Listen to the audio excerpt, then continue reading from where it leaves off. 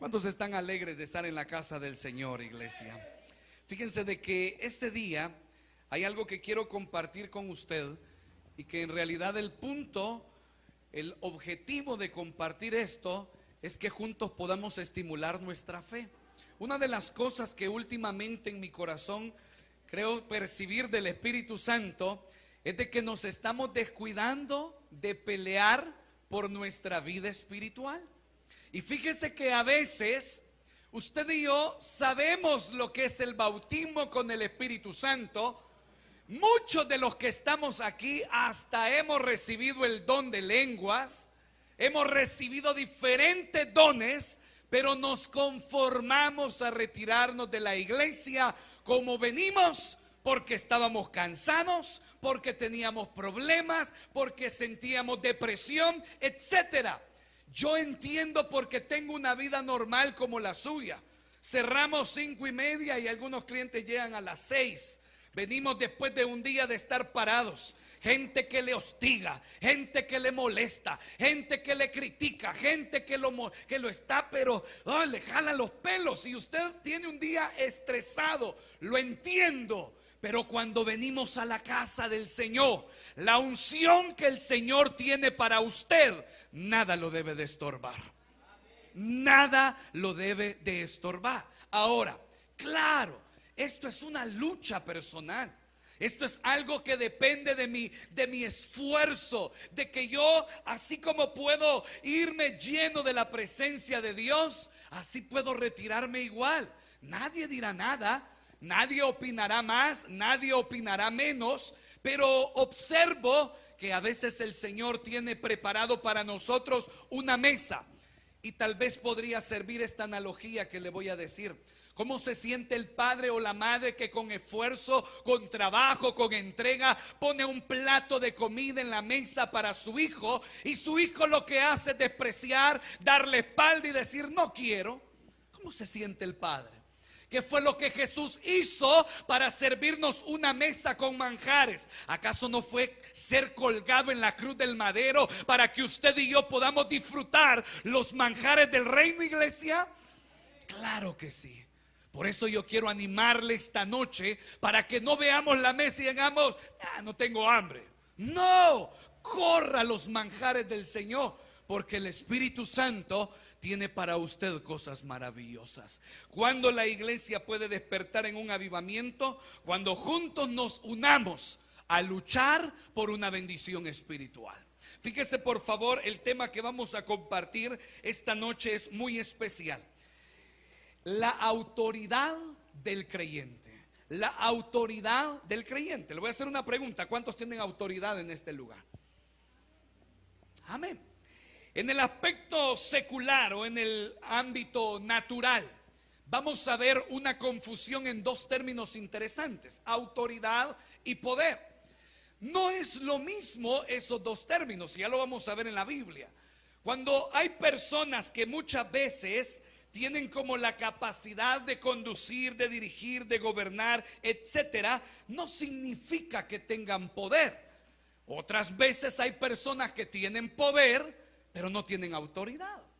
Y cuando nosotros vemos en el ámbito espiritual, muchas veces vamos a correr ciertos peligros si no tenemos claridad en lo que la palabra nos enseña. Cuando nosotros vemos esto, quiero que vaya conmigo a 2 de Corintios, en el capítulo 10, por favor. En el capítulo 10.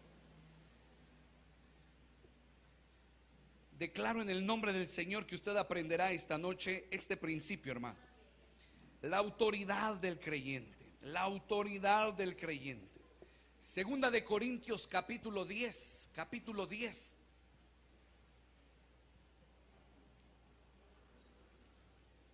En el verso 4. Si lo tiene, dígame amén. Ayúdale a la persona que está a su lado, comparta su Biblia. Capítulo 10, en el verso 4 dice la palabra del Señor, como está escrita en el nombre del Padre, del Hijo y del Espíritu Santo. Amén. Porque las armas de nuestra milicia no son carnales, sino poderosas en Dios para la destrucción de fortalezas, derribando argumentos y toda altivez que se levanta contra el conocimiento de Dios, y llevando cautivo todo pensamiento a la obediencia, ¿cómo dice?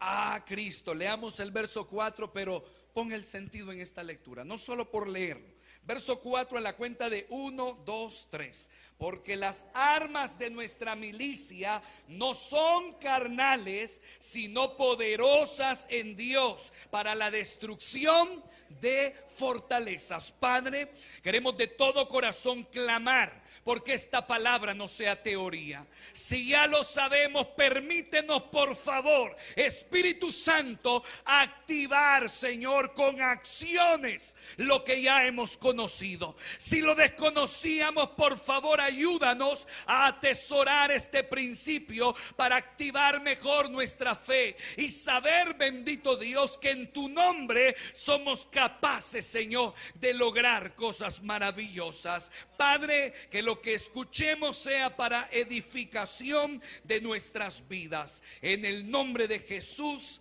oramos, Señor. Amén, Padre. Amén. Cuando hablamos de autoridad, iglesia, quiero que por favor nos remontemos un poquitito acerca de la historia. En el jardín del Edén, el hombre fue creado por Dios. Y cuando Dios creó al hombre, vamos a encontrar de que él estaba bajo autoridad. Dios representaba la autoridad de Adán y de Eva. Y note que acá observamos algo: la pérdida de respeto a la autoridad. Para Adán y para Eva tuvieron problemas. Cuando usted y yo, iglesia, representamos este principio, vamos a entender que la autoridad que Dios tenía sobre Adán, desde el momento que Adán desobedeció o tomó la dirección contraria, es como que si le dijera: Señor, ya no quiero que tú seas mi autoridad, hoy quiero que la tenga Satanás. ¿Me comprende hasta ahí? Cuando usted y yo hablamos del principio de autoridad, quiero que en su corazón guarde algo. Ninguna persona que no está bajo autoridad representa alguna autoridad. Usted y yo podemos en algún momento, iglesia amada, encontrar diferentes situaciones. Cuando usted y yo vemos a Satanás, en su objetivo, él pretenderá despojarle a usted de todo lo que Dios tiene para su vida. Él pretende obstaculizar su camino, él pretende colocar los desánimos necesarios, él pretende detenerlo a toda costa. Cuando hablamos de autoridad debemos entender, iglesia amada, de que nuestro enemigo, nuestro adversario no está jugando.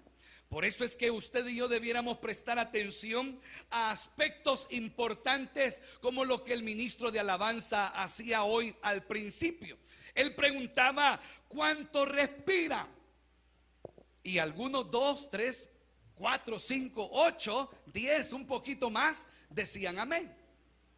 Cuando usted y yo hablamos de autoridad, yo sé que todos podríamos decir, estoy hablando ahorita en un ámbito natural. Cualquiera podría decir: yo tengo autoridad. Y cuando hablamos de eso, es interesante ver que cuando hablamos de tenerla, no nos damos cuenta que a veces no la respetamos.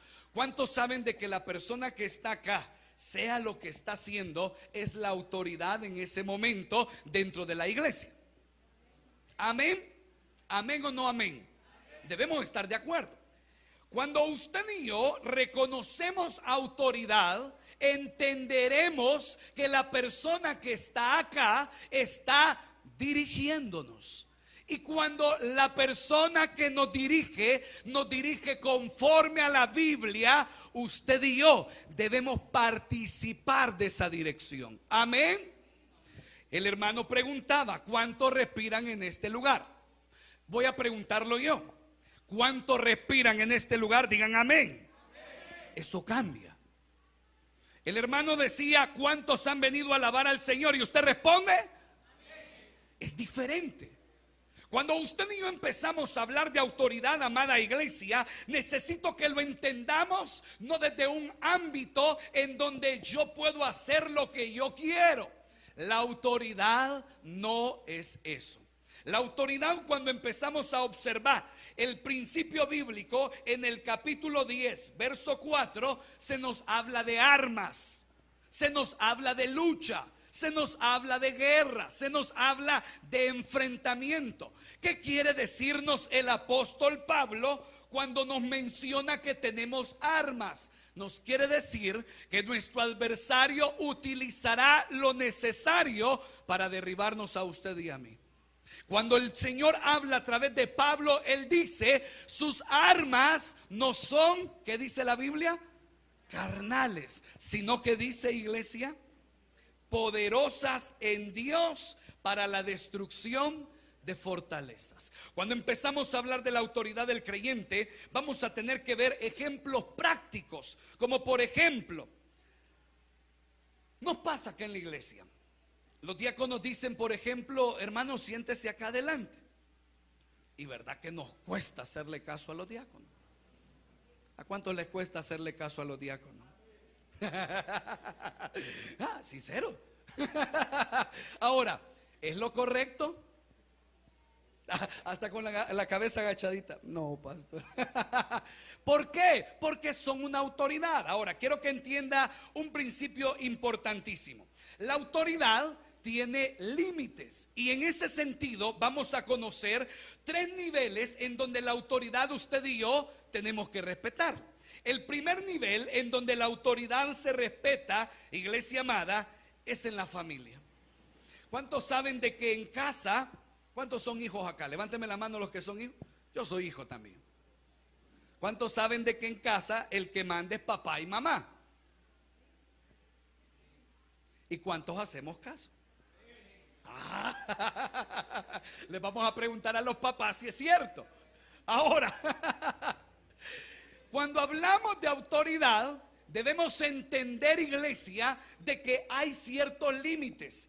¿Y por qué yo debo de entender los límites? Ya me iré a la parte espiritual, pero esto es importante. Cuando yo no sé respetar mis autoridades, yo tampoco estoy capacitado para ejercer una autoridad. ¿Está conmigo? Cuando yo no respeto autoridades, no estoy capacitado para ejercer una autoridad. Y acá hay que entender algo. El enemigo será muy estratégico para lanzar a nuestra mente dardos, porque Satanás ocupará como campo de batalla su mente. Y Satanás está atento a lo que usted y yo hacemos, a lo que usted y yo decimos. Y cuando queremos en el ámbito espiritual ejercitar nuestra autoridad, ¿qué le pone Satanás en su mente? Lo que usted no hizo bien. ¿Qué está diciendo Satanás? ¿No sabes caminar en autoridad?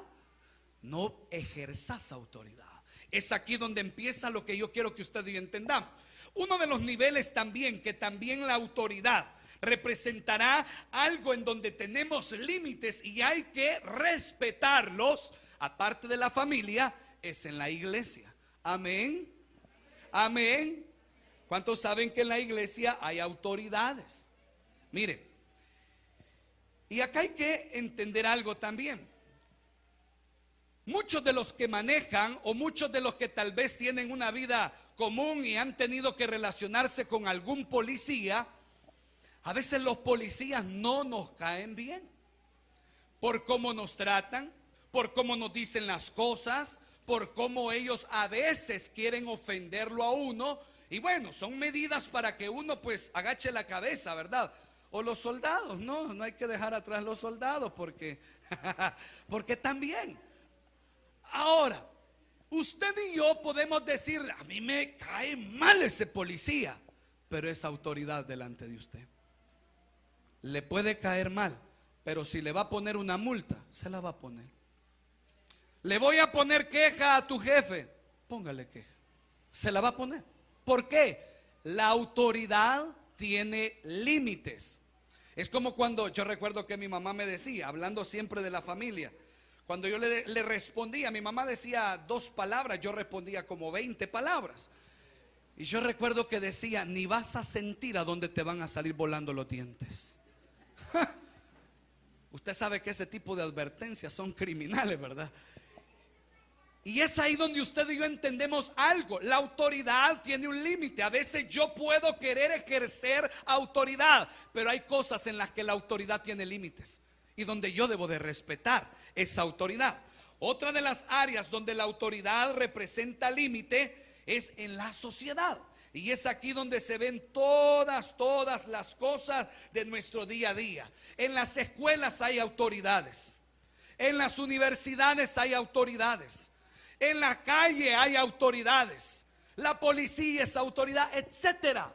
El principio de la autoridad, usted y yo debiéramos de conocerlo. Pero ¿sabe cuál es el gran problema?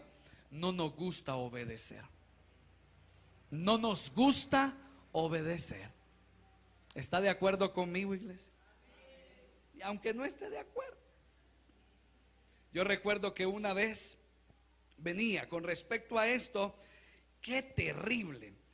Hay cosas que a veces usted y yo sentimos que tenemos la razón. Y por sentir que tenemos la razón, exigiremos violentando las autoridades. Y eso trae consecuencias. Recuerdo que en una ocasión yo venía de Armenia y venía para esta zona de Lourdes, del centro de Lourdes. Y yo recuerdo que ya era súper tarde y yo tenía que llegar, pero rápido.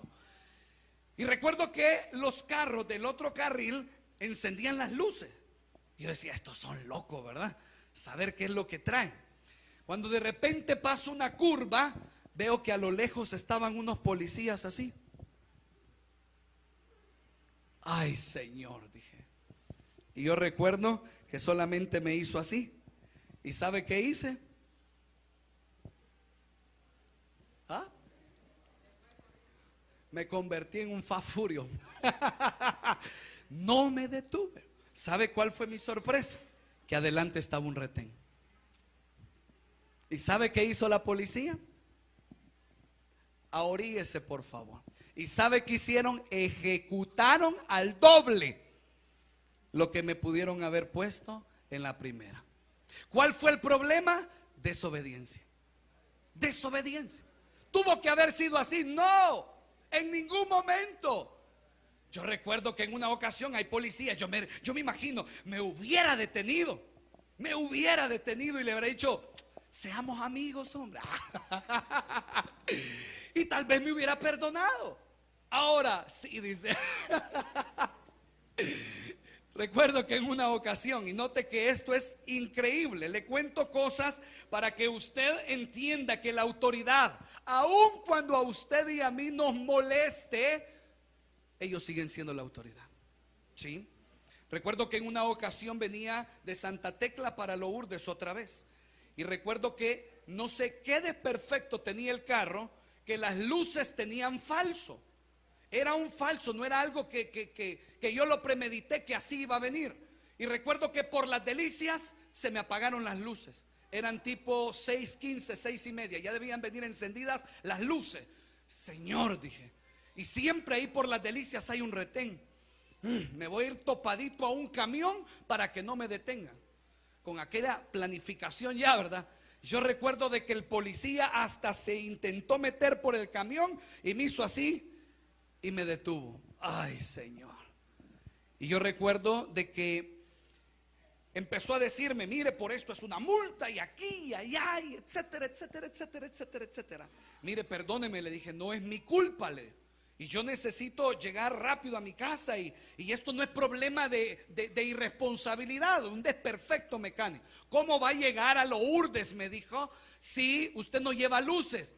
Me voy a ir atrás de un bus, le dije, y voy a llevar las intermitentes para que no haya ningún problema.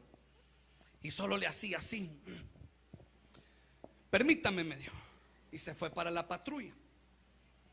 Váyame, hemos hablado con los compañeros, aquí somos 3, me dijo. No hemos cenado. Ajá, ¿y qué puedo hacer? Le decía yo. Todavía, ¿verdad? No podía decirle yo, bueno, arreglemos pues. Pues mire, aquí no sé, usted diga qué hacer. Pues sí, dígame usted, le digo, porque yo no sé, soy ignorante de estas cosas. Y me dijo, pues sí, póngase en algo, me dijo. Vaya, sí, me dijo, denos 20. Solo 10 tengo. Para no hacerle largo el cuento, No quería la multa y tuve que hacerlo.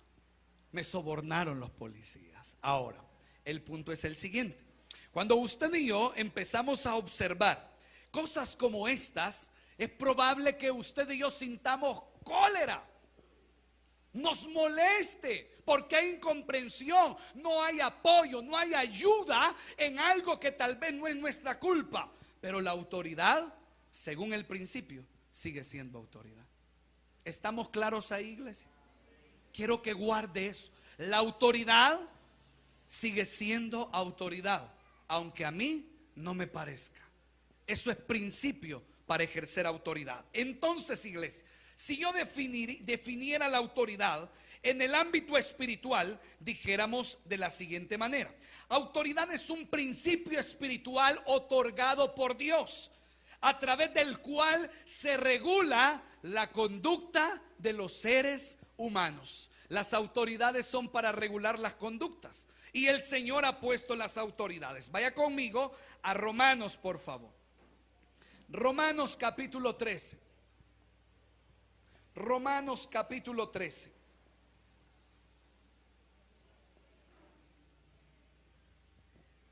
Y por favor, preste atención a este verso. Esto lo dice la Biblia, no yo. Preste atención a estas palabras. ¿Lo tiene?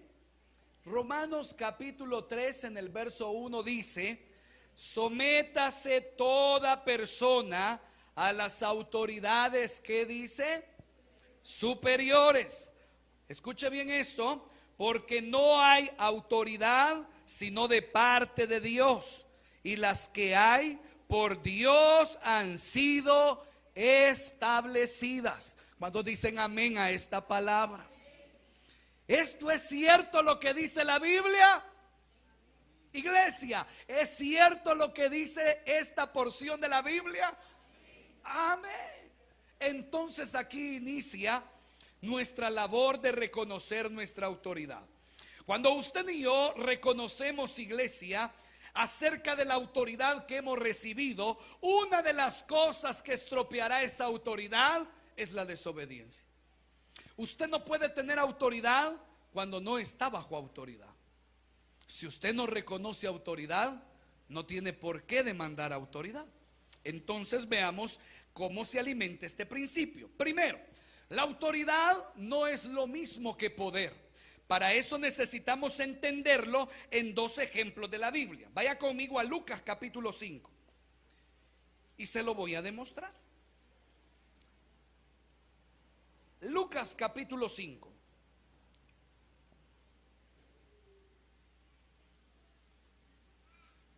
Lucas capítulo 5. Necesitamos definir, iglesia, que en cuanto a la autoridad es un principio espiritual. Un principio espiritual. Y estamos para alimentar ese detalle explicando que autoridad no es lo mismo que poder. Capítulo 5, por favor, en el verso 17. ¿Lo tiene? ¿Lo tiene, iglesia? Dice: aconteció un día que él estaba enseñando y estaban sentados los fariseos y doctores de la ley, los cuales habían venido de todas las aldeas de Galilea y de Judea y Jerusalén. ¿Y cómo dice, iglesia? Y el poder del Señor estaba con él. ¿Para qué, iglesia? Para sanar. Y el poder del Señor estaba con él. La palabra griega que se ocupa en este verso es dunamis, hablando acerca del término poder. Pero quiero que vea otro verso, Marcos capítulo 3, atrás de Lucas. Marcos capítulo 3, en el verso 15. Jesús en la elección de los discípulos.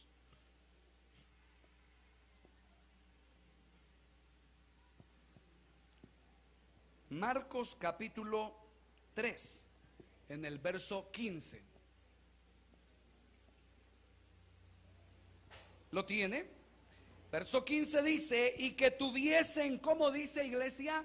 autoridad, ¿para qué? Para sanar enfermedades y para echar fuera demonios. Una de las frustraciones, iglesia, en muchos de nosotros es cuando oramos y nada ocurre. Necesitamos entender a conciencia un detalle. Cuando hablamos de estas dos palabras, iglesia, entenderemos de que como congregación debemos prestarle atención a lo que Hechos en el capítulo 2, vaya conmigo por favor, capítulo 1, perdón, capítulo 1,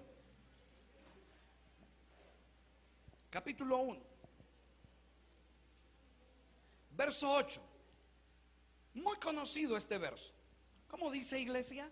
Pero recibiréis, ¿cómo dice? Ahora, ya le expliqué algo. La Biblia ocupa dos palabras cuando nos referimos en este sentido a la parte de la autoridad y a la parte del poder.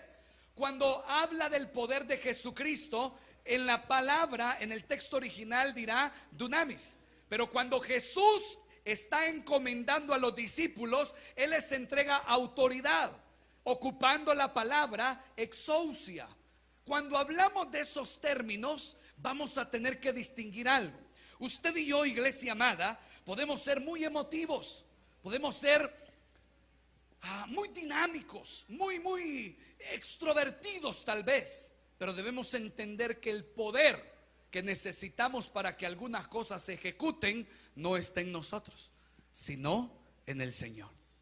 ¿Me está entendiendo, iglesia? Ahora, no quiero trastornar en usted algo, pero quiero colocar en usted un fundamento interesante.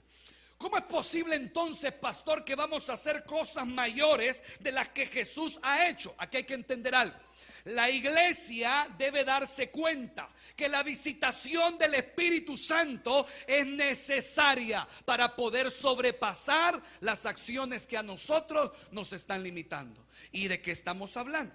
Estamos hablando de lo que la iglesia por mucho tiempo ha enseñado como el bautismo del Espíritu Santo. Probablemente el término no sea el correcto y en revisiones doctrinales nos demos cuenta del ejercicio de ese tema.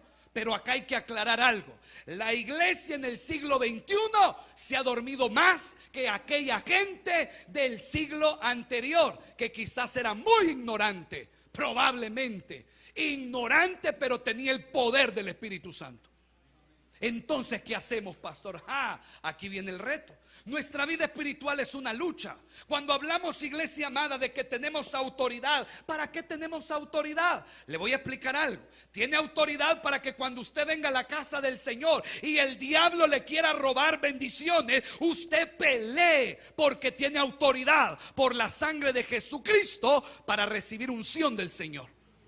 Pero depende de mí, porque yo puedo decir, bueno, yo estoy cansado y tengo problemas. ¿Y cuántos respiran en este lugar? Amén. ¿No han venido a alabar al Señor? Amén. Hay que pelear sobre eso. Hay que pelear sobre eso. Cuando usted y yo nos congregamos, debemos decirle al Señor: Señor, arráncame todo lo que me quiere estorbar, porque yo quiero un toque de tu presencia. ¿Quién está ministrando? ¿Quién está tocando? ¿Quién recibió en la puerta? ¿Me sonrieron? ¿No me sonrieron? Yo quiero un toque del Espíritu Santo. Amén. Ahora, acá es donde viene un detalle muy interesante. Usted y yo, iglesia, como creyentes, debemos aprender que se nos ha sido delegada autoridad. Y en ese sentido debemos entender, iglesia amada, de que usted y yo tenemos de parte del Señor muchas promesas. Vaya conmigo a Lucas. Lucas capítulo 10.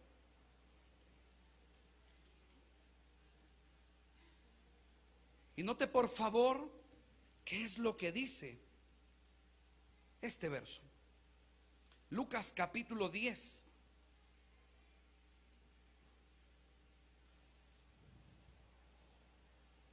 En el verso 19. ¿Lo tiene? Verso 19. Verso 19 dice, hablando Jesús: he aquí os doy potestad de hollar serpientes y escorpiones, y sobre toda fuerza, ¿de qué dice, iglesia? Del enemigo, y nada os dañará. Pero no os regocijéis de los como dice, de que los espíritus se os sujetan, sino regocijaos de que nuestros nombres están escritos, ¿en dónde, iglesia? En los cielos. Ahora, note que Cristo a los discípulos, a usted le ha entregado autoridad. ¿Y autoridad sobre qué? Sobre todo espíritu de maldad. Por eso dice la Biblia que usted no ha recibido espíritu de cobardía, sino de poder. Amén, iglesia. ¿Cuántos tienen ese Espíritu Santo que levantó de entre los muertos a Jesús? Entonces hay que pelear. Cuando hablamos, iglesia amada, de un problema, ¿qué hay que hacer? ¿Retroceder? No. Ejercite su autoridad. ¿Por qué? Porque atrás de todos esos conflictos hay huestes de maldad queriéndole detener a usted. Porque atrás de todo ese desánimo hay huestes de maldad. Porque atrás de toda esa depresión hay huestes de maldad. Porque atrás de todo problema, Satanás está interesado en detenerlo a usted. Pero es aquí donde inicia nuestra lucha. ¿Quién es usted? ¿Usted es un hijo de Dios, iglesia?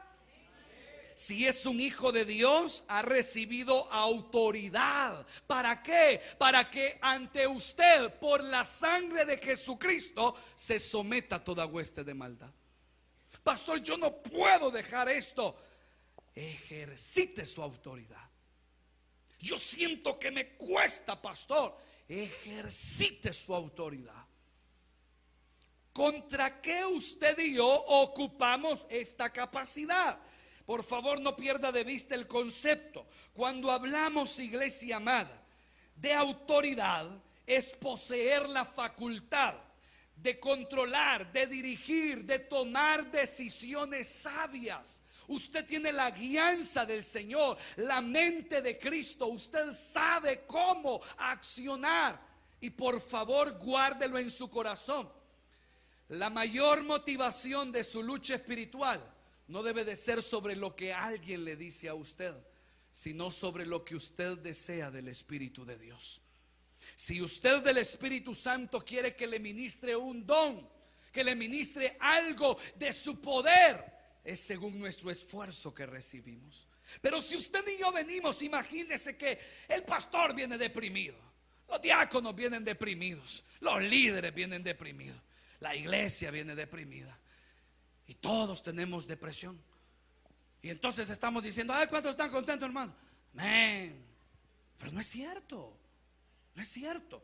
Quiero tomar como ejemplo lo que hicimos el día miércoles. El día miércoles, al igual que este día, es como una oposición al momento de alabar al Señor. Es como una barrera. Es como que si de repente, ay, sí, yo sé que tengo que alabar al Señor, pero yo estoy cansado, etcétera, etcétera, etcétera. Yo lo entiendo muy bien. Y cuando empezamos a luchar,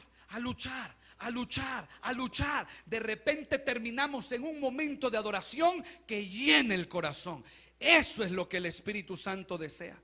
Que mi cansancio, mi tristeza, esa enfermedad, ese problema, yo lo tome y lo ponga en las manos de Él y le diga, Señor, esto no me va a detener. Voy a buscar tu presencia. Y sobre eso el Espíritu de Dios opera con poder. Pero entonces yo debo de entender que esa autoridad que he recibido, debo de ejercitarla.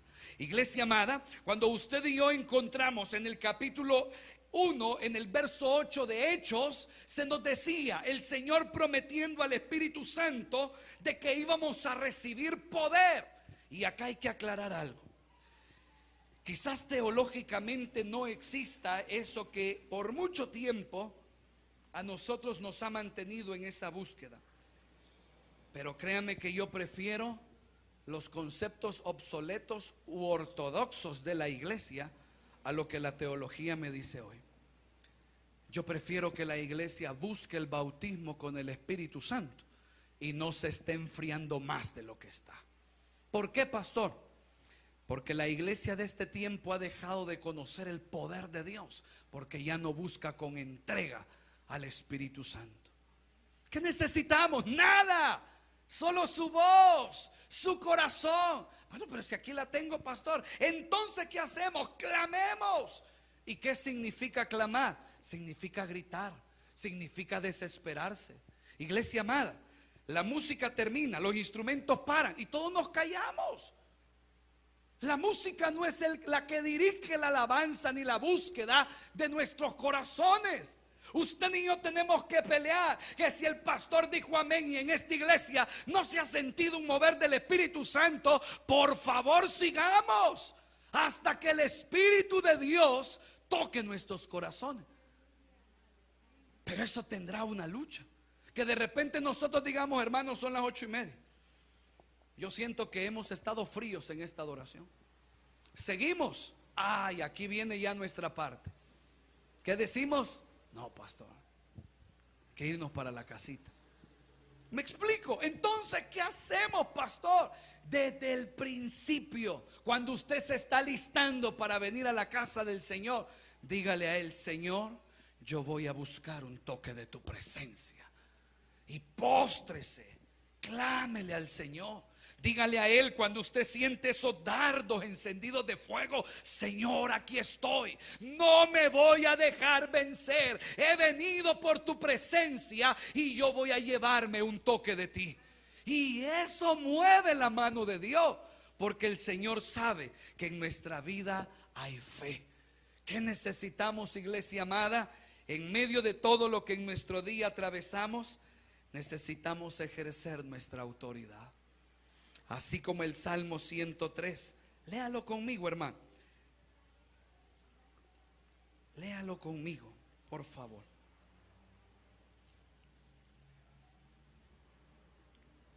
Salmo 103. En el verso 1.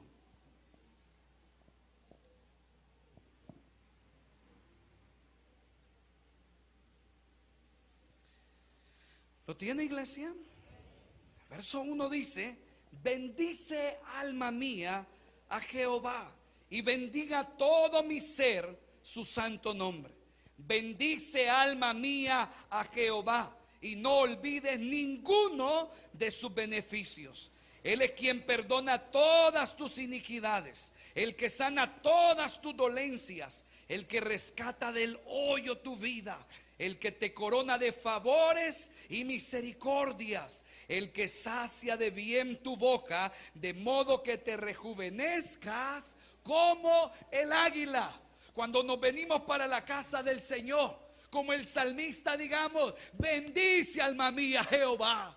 Pero estoy cansado. Bendice, alma mía, Jehová. Pero es que tengo problemas. Bendice, alma mía, a Jehová. Será una lucha que usted y yo debemos ganarla por la autoridad que se nos ha entregado. ¿Y sabe qué? Cuando usted y yo en los momentos difíciles nos paremos con esa autoridad, todas las huestes de maldad que a usted le están estorbando, en la presencia del Señor se van a apartar. Porque cuando el Señor se levanta, sus enemigos huyen. Y es ahí donde nuestro corazón debe de pelear. Amén, iglesia. Por favor, ponga su mirada en el Señor, porque usted no ha recibido espíritu de cobardía. Pelee por su familia, pelee por sus hijos, pelee por lo que Dios le ha dado a usted. Si hay algo que Satanás le ha robado, pelee con esa autoridad para recuperarlo, porque lo que Dios le dio a usted, se lo entregó a usted. Y Satanás ni ninguna hueste de maldad tiene arte ni parte en los regalos que Dios le ha dado a usted. Una vez más, quiero que en su corazón quede muy claro algo: ganar la victoria de todas las oposiciones satánicas que tenemos solamente requiere que nuestro corazón tenga fe para ejercitar esa autoridad. Usted tiene fe, el Señor mueve su mano. Usted tiene fe, el Señor mueve su mano. ¿Me escuchó, iglesia? Usted tiene fe, el Señor mueve su mano y Él hará. Pero asegúrese de algo, asegurémonos de algo: caminemos en obediencia delante de Dios, porque será la garantía de nuestro respaldo cuando ejercitemos autoridad. Encomiende a Jehová su camino, confíe en Él, Él hará. Denle al Señor fuertes palmas, iglesia. Él es digno. Dios es capaz